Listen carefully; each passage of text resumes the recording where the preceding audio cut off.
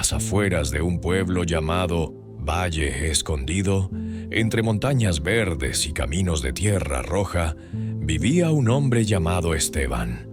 Tenía 53 años, el cabello canoso, recogido siempre bajo una gorra desgastada, las manos curtidas de tanto trabajar la tierra y los ojos de quien ha visto tanto dolor que ya no se sorprende por nada.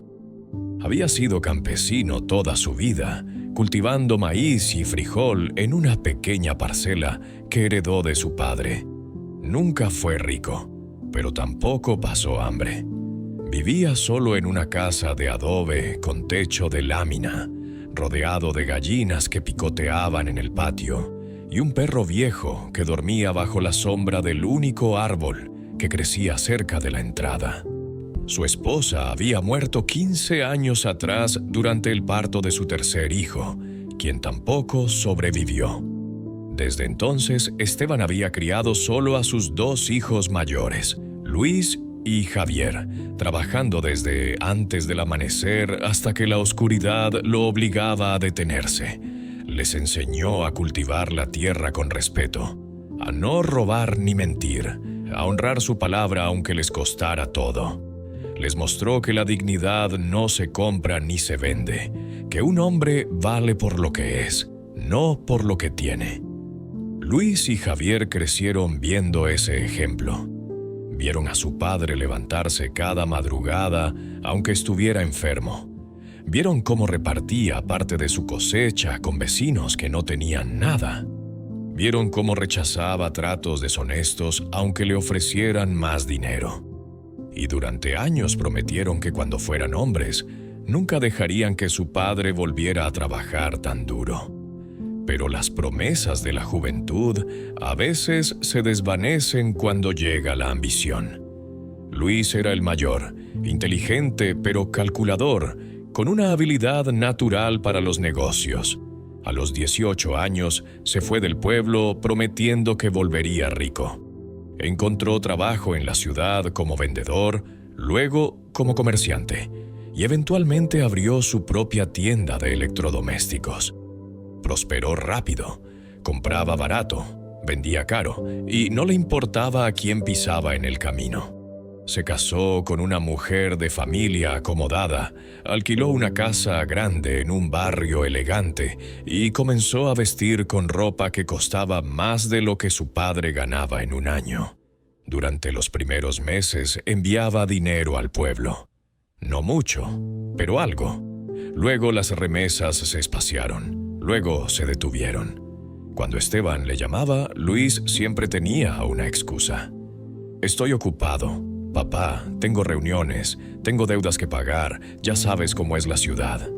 Esteban entendía. No quería ser una carga, así que dejó de llamar. Javier, el segundo hijo, era diferente. Más callado, más soñador, con aspiraciones de ser alguien importante. Estudió con becas y sacrificios, trabajando de noche como vigilante mientras cursaba la universidad. Se graduó con honores en administración de empresas y consiguió un puesto en una compañía multinacional. También se mudó a la ciudad, también prosperó, también se casó con alguien de otro nivel social. Y también comenzó a distanciarse. Las llamadas se volvieron esporádicas. Las visitas al pueblo, inexistentes. Cuando Esteban le preguntaba cuándo vendría, Javier respondía con vaguedades. Pronto, papá, cuando tenga vacaciones, cuando se calme el trabajo. Pero las vacaciones nunca llegaban. O llegaban, pero las pasaba en playas con su esposa, no en el pueblo polvoriento donde había crecido. Esteban no se quejaba, no reclamaba. Solo seguía trabajando su tierra, alimentando sus gallinas, conversando con su perro viejo que ya casi no podía caminar. Las vecinas le preguntaban por sus hijos y él sonreía con orgullo. Les va muy bien, están haciendo su vida, tienen mucho trabajo. Pero por dentro algo se apagaba lentamente, como una vela que se consume sin hacer ruido.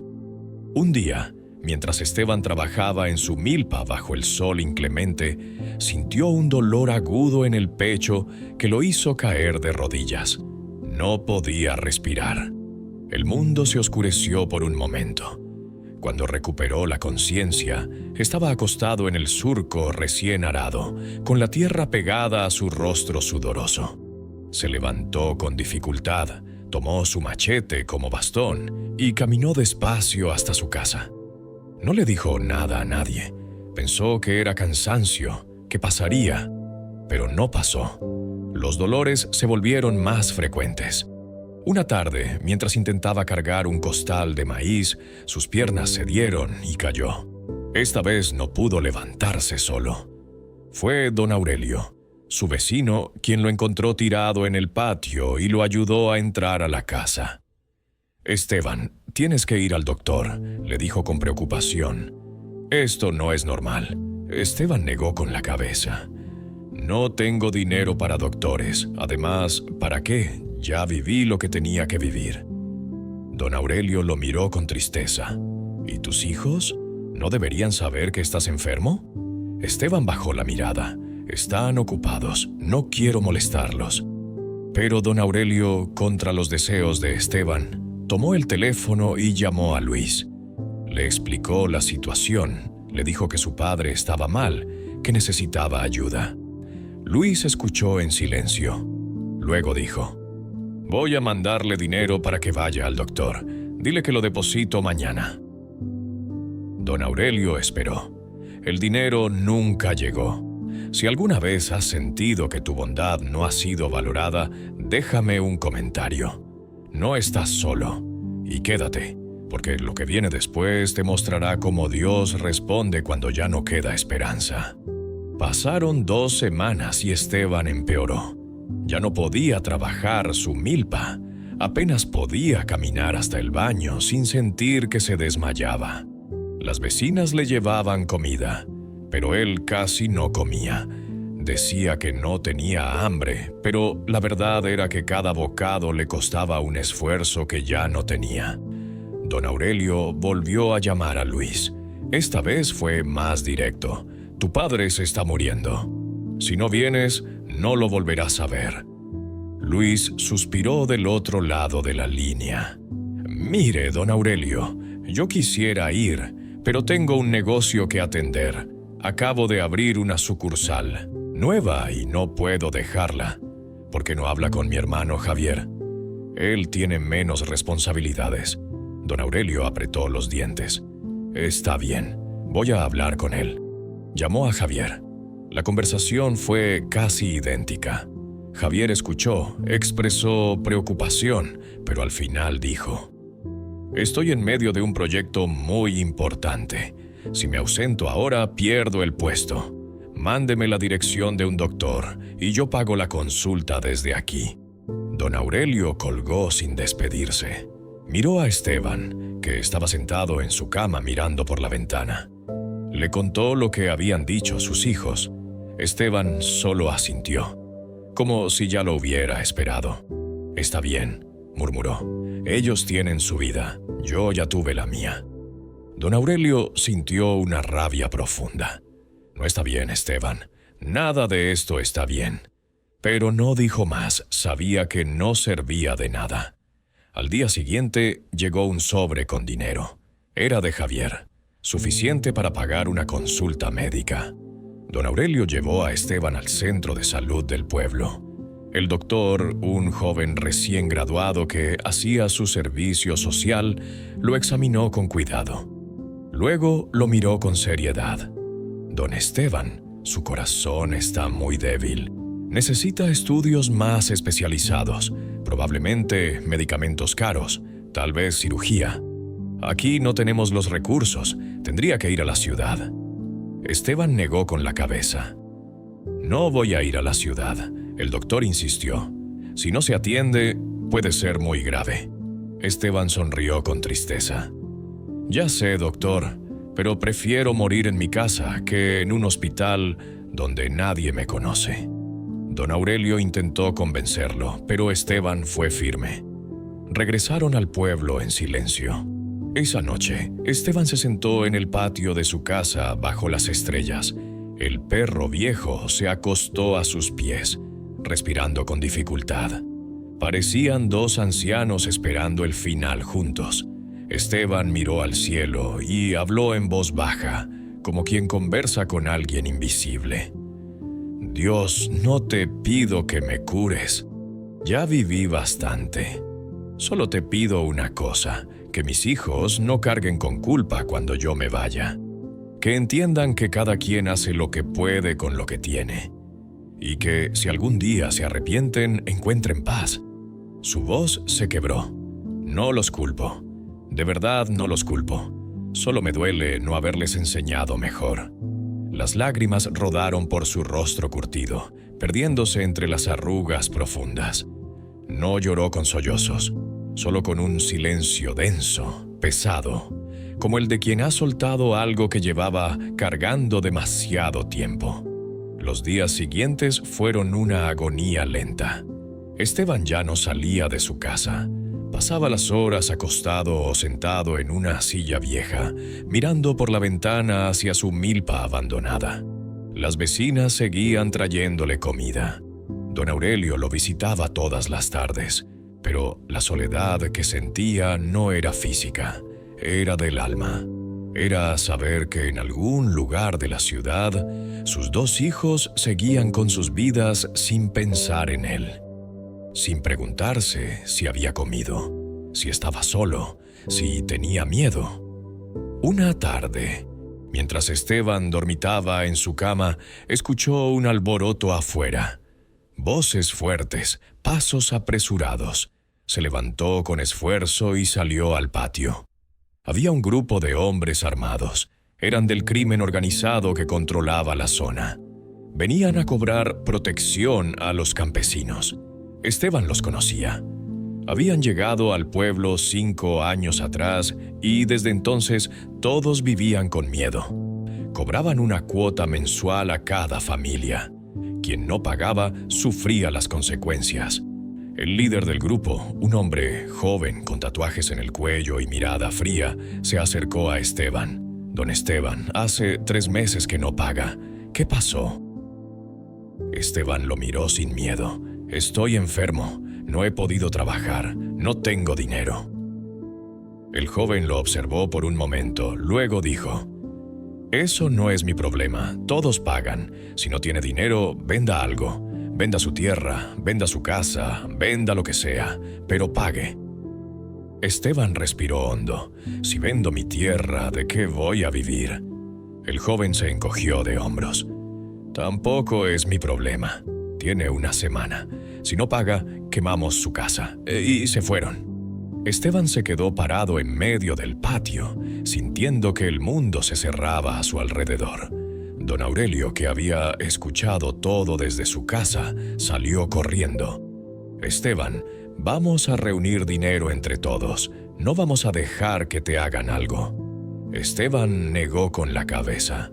No, Aurelio, ustedes tienen sus propias familias. No voy a ponerlos en riesgo. Ya encontraré la manera. Pero ambos sabían que no había manera. Esteban no tenía nada que vender, no tenía ahorros, no tenía a quién pedir prestado. Y sus hijos, los únicos que podrían ayudarlo, estaban demasiado lejos, demasiado ocupados, demasiado ausentes. Esa noche, Esteban no durmió. Se quedó sentado en el borde de su cama, con las manos entrelazadas, pensando en qué hacer. Podía huir del pueblo, pero ¿a dónde iría? Podía quedarse y enfrentar las consecuencias, pero sabía que eso significaba perder todo, quizá incluso la vida. O podía hacer lo que había evitado durante meses, humillarse y pedir ayuda a sus hijos. Al amanecer, tomó el teléfono y llamó a Luis. Marcó 3 veces antes de que contestara. Bueno, la voz de Luis sonaba somnolienta, irritada. «Hijo, soy yo». «Ah, papá, ¿pasa algo? ¿Estás bien?» Esteban cerró los ojos. «No, hijo, no estoy bien. Estoy enfermo y ahora tengo otro problema. Hay gente aquí que me está amenazando. Me piden dinero que no tengo. Si no pago en una semana, van a quemar mi casa». Hubo un silencio largo del otro lado. Luego Luis dijo: «Papá, ¿cuánto necesitas?». Esteban sintió un pequeño alivio. 5,000 pesos. Luis suspiró audiblemente. «Papá, no tengo esa cantidad disponible ahorita. Acabo de invertir todo en la nueva sucursal. Dame un mes y te lo mando». Esteban apretó el teléfono. «No tengo un mes, hijo, tengo una semana». Luis se impacientó. «Pues no sé qué decirte, papá. Yo no tengo dinero mágico. Habla con Javier, él gana más que yo». Y colgó. Esteban se quedó con el teléfono en la mano, sintiendo que algo dentro de él se rompía, pero no se rindió. Llamó a Javier. La conversación fue casi idéntica. Javier expresó preocupación, prometió ver qué podía hacer, pero al final dijo: «Papá, justo ahora estoy pagando la escuela de mis hijos y el carro. No tengo liquidez. Dame 2 semanas y veo cómo te ayudo». Esteban no dijo nada, solo murmuró: «Está bien, hijo, gracias», y colgó. Se sentó en su silla vieja mirando al vacío. Don Aurelio llegó poco después y encontró a Esteban con la mirada perdida. «¿Qué te dijeron?», preguntó, aunque ya intuía la respuesta. Esteban intentó sonreír. «Que no tienen dinero». Don Aurelio sintió una rabia impotente. «Hijos de...». Se contuvo. «¿Y ahora qué vas a hacer?». Esteban se encogió de hombros. «No lo sé. Tal vez pedirles más tiempo. Tal vez irme del pueblo. No lo sé». Al día siguiente ocurrió algo inesperado. Llegó al pueblo un hombre que nadie había visto en años. Se llamaba Rubén y había sido el mejor amigo de Esteban en su juventud. Habían crecido juntos, trabajado juntos, compartido sueños y fracasos. Pero 30 años atrás, Rubén había traicionado esa amistad de la peor manera posible. Esteban le había prestado dinero para comprar una parcela. Era todo lo que tenía ahorrado. Rubén prometió devolverlo en 6 meses, pero cuando llegó el plazo, Rubén desapareció. Se fue del pueblo sin decir palabra, llevándose el dinero y dejando a Esteban en la ruina. Esteban tuvo que vender parte de su tierra para sobrevivir. Tardó años en recuperarse, y aunque logró salir adelante, la herida de esa traición nunca cerró del todo. Hubo quienes le dijeron que lo buscara, que lo denunciara, que le cobrara con intereses, pero Esteban se negó. Dijo que no valía la pena guardar rencor, que la vida ya se encargaría de hacer justicia. Y así, con el tiempo, el nombre de Rubén se convirtió en una sombra del pasado que nadie mencionaba. Y ahora, 3 décadas después, Rubén estaba de vuelta. Llegó en un carro viejo, con la ropa arrugada y el rostro demacrado. Se veía enfermo, cansado, vencido.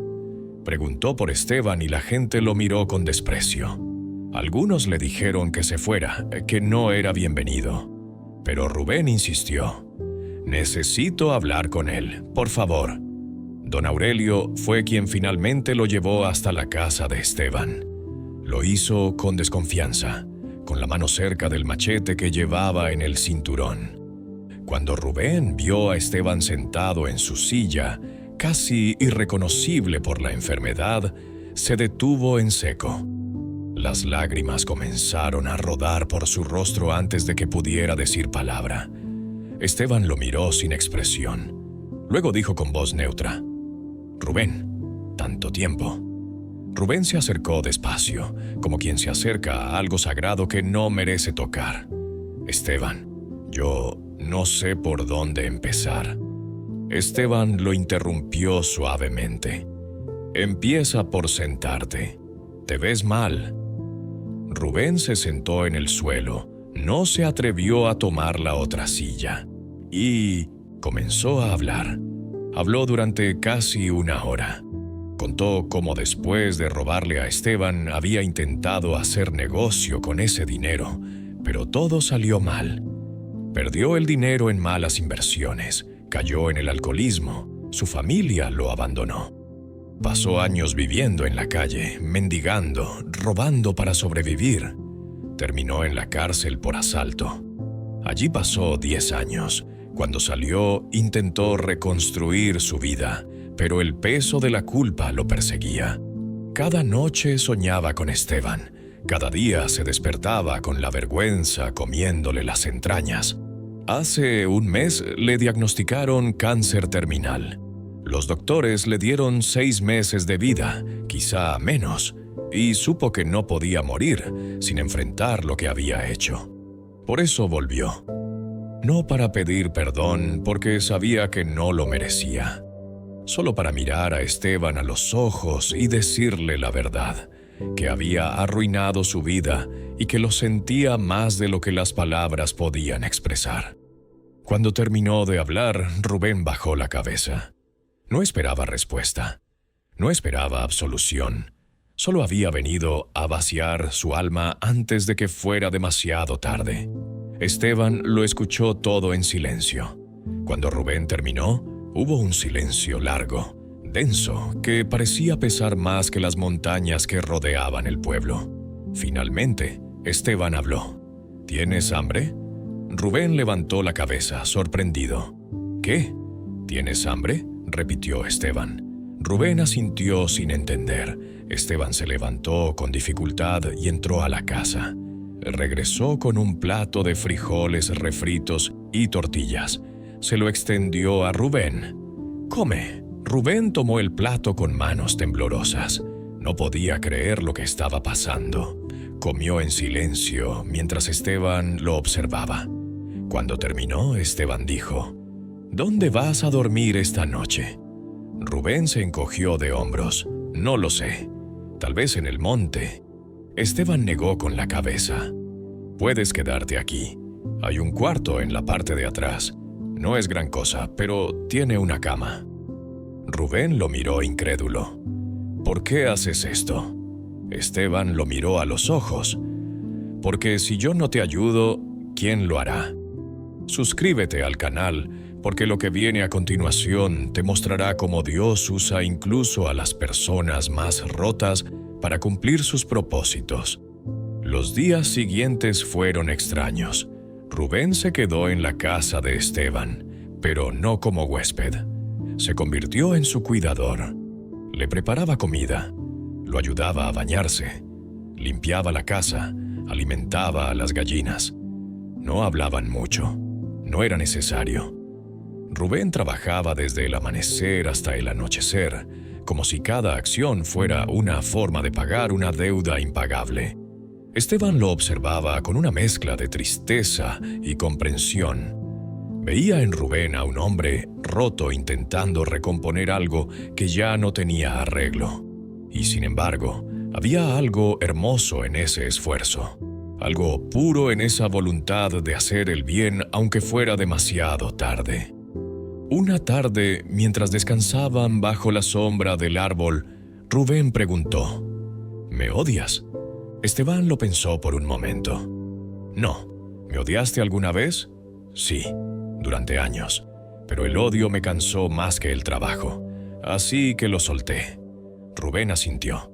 «No merezco tu perdón». Esteban lo miró. «Tal vez no, pero yo necesito dártelo. No por ti, por mí, porque si no te perdono, moriré con esa piedra en el pecho. Y ya cargo con suficiente».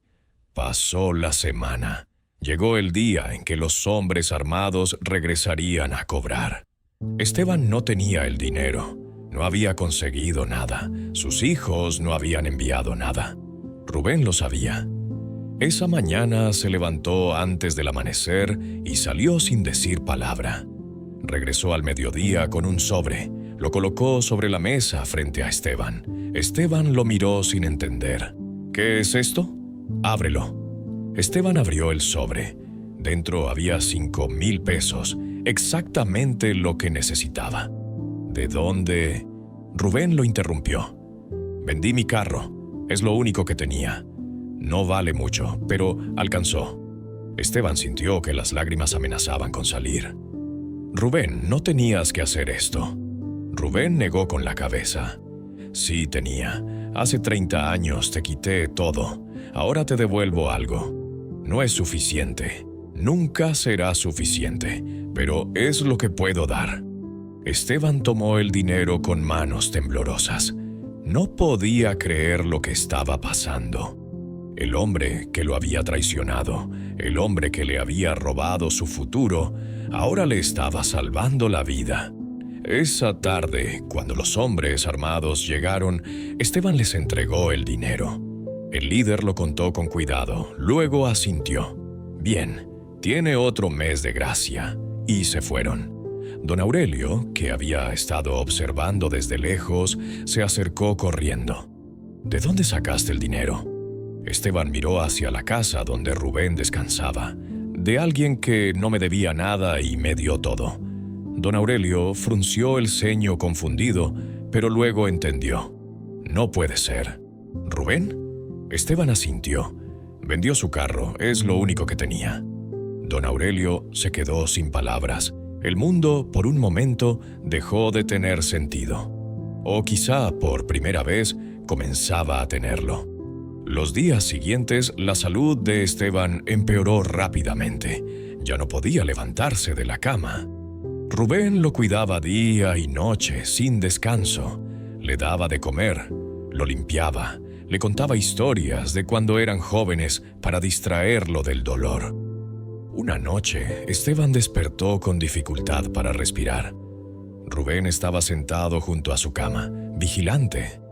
«Rubén», murmuró Esteban, «aquí estoy. Gracias». «¿Por qué?»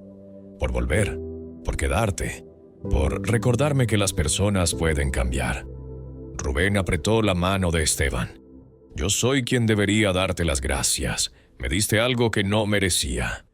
«Una segunda oportunidad». Esteban sonrió débilmente.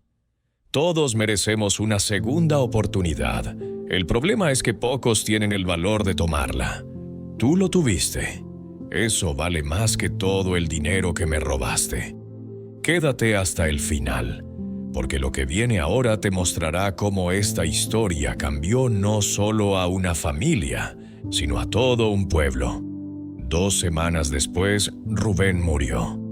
Fue tranquilo en su sueño, en el cuarto trasero de la casa de Esteban.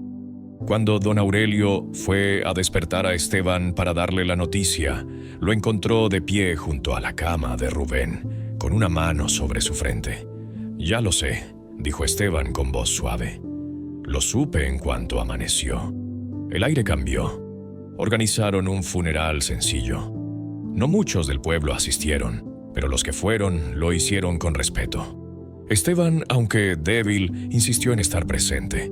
Don Aurelio lo llevó en una silla de ruedas. Cuando bajaron el ataúd a la tierra, Esteban habló con voz temblorosa. Rubén fue muchas cosas: un amigo, un traidor, un hombre roto, un cuidador. Pero al final fue un ejemplo. Nos enseñó que nunca es tarde para volver, que el arrepentimiento verdadero se demuestra con acciones, no con palabras, y que Dios puede usar incluso nuestros peores errores para hacer algo hermoso. Descansa en paz, amigo, y gracias por volver. Después del funeral, algo extraordinario comenzó a suceder. La noticia de lo que había pasado se extendió por el pueblo. La historia de cómo un traidor había regresado 30 años después para salvar al hombre que había destruido. La gente comenzó a hablar, y con esas conversaciones algo cambió en el aire. Familias que llevaban años sin hablarse comenzaron a reconciliarse. Deudas antiguas fueron perdonadas. Rencores que parecían eternos se disolvieron. Era como si la historia de Esteban y Rubén hubiera plantado una semilla de perdón que ahora germinaba en todo el pueblo. Incluso los hombres armados, aquellos que cobraban protección, dejaron de visitar a Esteban. El líder llegó una tarde, solo, sin armas, pidió hablar con él. «Don Esteban», dijo con voz seria, «me enteré de su historia, de lo que hizo por ese hombre, y me hizo pensar. Toda mi vida he tomado de los demás, he vivido del miedo.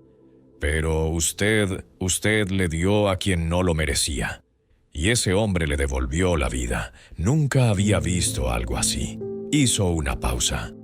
No vamos a molestarlos más, a usted ni a nadie en este pueblo. Es lo menos que puedo hacer. Y se fue. Esteban vivió 6 meses más. Fueron meses de paz, de reconciliación, de amor recuperado. Sus hijos, al enterarse de toda la historia, regresaron llenos de vergüenza y arrepentimiento. Luis llegó primero, con los ojos rojos de tanto llorar en el camino. «Papá, perdóname. Fui un egoísta, un cobarde». Esteban lo abrazó. «Ya estás aquí, eso es lo que importa». Javier llegó días después con la misma culpa en el rostro. Esteban los perdonó a ambos, pero también les dijo algo que nunca olvidarían. El perdón no borra lo que pasó, pero abre la puerta para que algo nuevo comience. Ustedes eligieron el dinero sobre su padre. Rubén, quien me robó todo, eligió devolverme la vida. Esa lección, hijos, no la olviden nunca. Los 2 hermanos se quedaron en el pueblo, cuidando a su padre hasta el final. Aprendieron de él, trabajaron con sus manos, conocieron a los vecinos y por primera vez en años entendieron lo que su padre había intentado enseñarles toda la vida, que el valor de un hombre no está en lo que tiene, sino en lo que da. Una madrugada, Esteban despertó con claridad inusual. Luis y Javier estaban durmiendo en sillas junto a su cama. Esteban los miró con ternura. Luego cerró los ojos y habló en voz baja como quien ora. «Gracias, Dios, por mostrarme que mi vida no fue en vano, por usar a Rubén para enseñarme tu misterio. Que el amor verdadero siempre regresa, que el perdón sana a ambos, y que cuando ayudas a quien menos lo merece, tú nos muestras para qué lo hicimos». Su respiración se hizo más lenta. Luis y Javier despertaron al mismo tiempo, como si algo los hubiera llamado. Tomaron cada uno una mano de su padre. Y así, rodeado de amor, Esteban dejó este mundo. No hubo dolor, no hubo miedo, solo paz. El funeral de Esteban fue diferente al de Rubén. Llegó todo el pueblo. Personas que él había ayudado a lo largo de los años vinieron a despedirlo. Contaron historias de su generosidad, de su paciencia, de su perdón. Hablaron de cómo su ejemplo había transformado al pueblo entero. Luis y Javier escuchaban con asombro y lágrimas. No sabían que su padre había tocado tantas vidas. Cuando llegó su turno de hablar, Luis se acercó a la tumba. «Mi padre me enseñó la lección más dura de mi vida. Me enseñó que puedes tener todo el dinero del mundo y aún así ser pobre. Porque la verdadera riqueza está en el amor que das. Yo fui un hijo ausente, pero él me perdonó. Y con su perdón me dio la oportunidad de ser mejor». Javier añadió: «Papá también me enseñó que Dios usa las situaciones más difíciles para mostrarnos su propósito. Mi padre ayudó a un hombre que lo traicionó. Y ese hombre regresó para salvarlo. Eso no es coincidencia, es diseño divino. Es la prueba de que cuando das amor sin esperar nada, el universo te lo devuelve multiplicado.